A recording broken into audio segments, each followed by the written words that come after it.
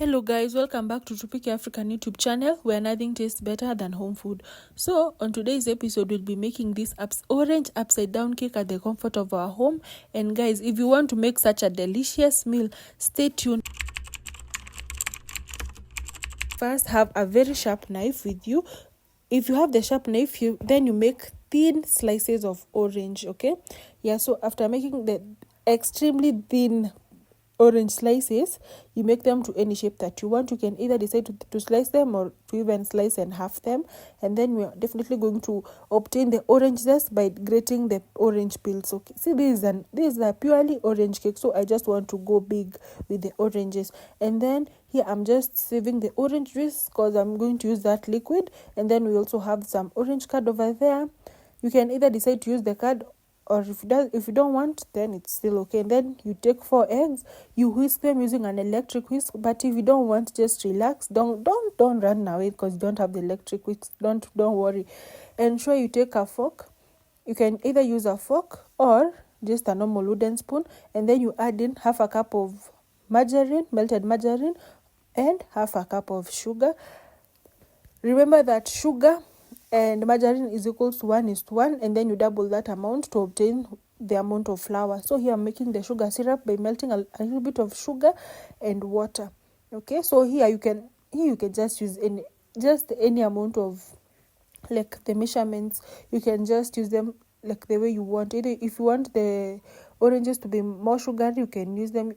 So you can just adjust them to your own preference. And then you add in your orange slices and let that simmer on low heat for 15 minutes while you're checking, because remember that orange really suits faster.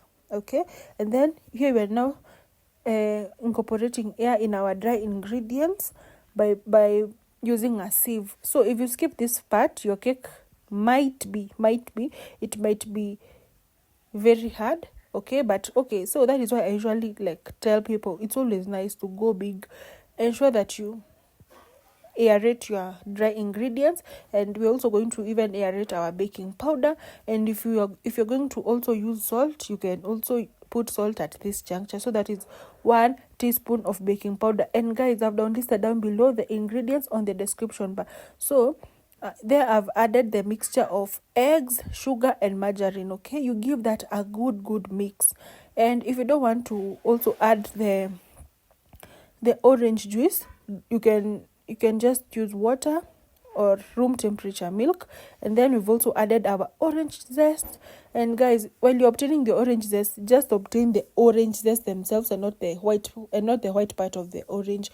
And then you now add in your orange juice, or you can also add in your room temperature water or room temperature milk. Remember, it is room temperature, not hot and not cold.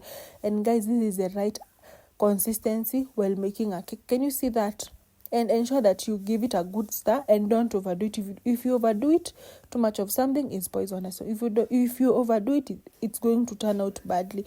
And then you just add just a small amount of sugar, to prevent the oranges from burning. Okay, and then guys, I'd forgotten to show you while I was dusting my pan.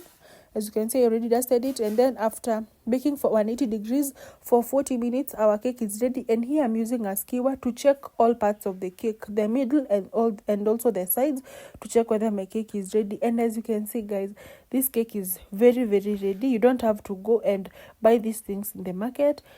And after you remove your cake in the oven, just let it sit for 15 minutes, and then using a knife you try to separate it from the walls.